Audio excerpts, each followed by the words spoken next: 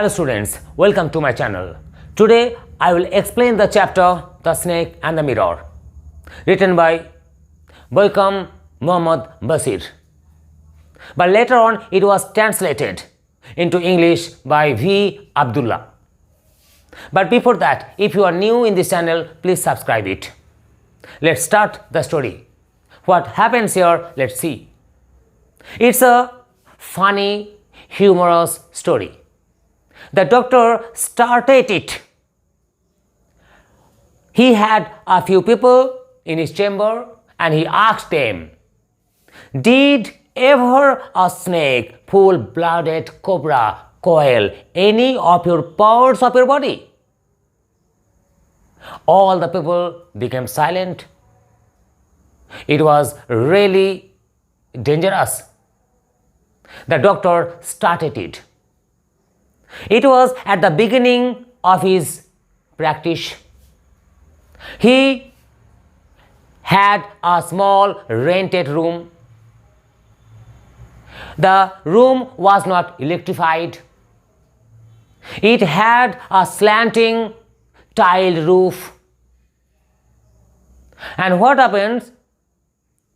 There was a lot of rats. Anybody could think that perhaps the rats and the doctor, the narrator, perhaps shared the room. By the way, it was 10 o'clock and the narrator returned home after having his supper in a restaurant, and he unlocked the room in the darkness. As I told you, it was not electrified. He had minimum, means his earning was minimum. That's why he could not afford a luxurious room. The doctor said even that he had a suitcase, and in the suitcase he had 60 rupees, a few shirts and a few dhotis. And he had only a black coat, and that was he was wearing at the time. By the way, the doctor just lighted the kerosene lamp that was on the table. He set his bed and pulled it to the wall. It was a summer night. It was too hot. Therefore, what happened? He lay on the bed but couldn't sleep. He went to the veranda to get some air. But the doctor humorously says that perhaps the air god had taken leave. That's why there was no wind at all. He again entered the room and sat in a chair in front of the table, and on the table there was a big mirror, beside that a small comb. He opened a book, Materia Medica, and tried to read it. But if you have a mirror in front of you, you must be tempted to get a look on your reflection. Same thing happened to the narrator. He looked himself in the mirror, and he was at the time a great admirer of beauty. And therefore, he thought that he really looked very handsome. And more than that, he was a bachelor and a doctor at all. So, by the way, he picked up the comb and parted his hair because he had to look handsome. After that, what happened? He looked closely at his reflection and thought that he would shave daily and he would grow a thin moustache. That would add something extra to his handsome physique. By the way, he got up from his chair and just spaced up and down a little. After that, what happened? He went again to the mirror and looked and gave a smile, and it was attractive. He took the decision that always he would keep that attractive smile over his face. Another earth-shaking decision he had taken, and that was what? That he would marry. And what? To whom? To a woman doctor who would have a lot of medical practices and a lot of money. But above all, she had to be fat. Now the question is, why did the doctor marry to a fat girl? He had given a valid reason. What happens if he would make any mistake and if he had to run away?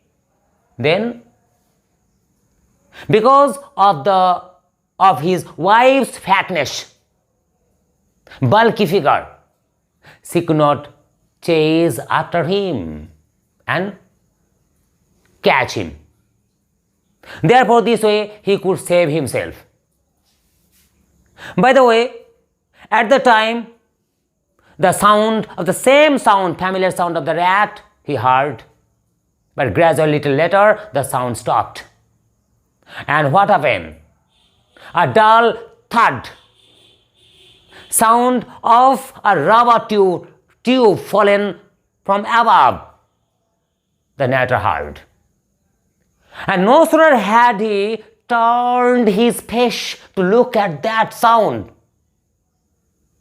than a full-blooded big cobra wriggled through the chair and landed on his shoulder.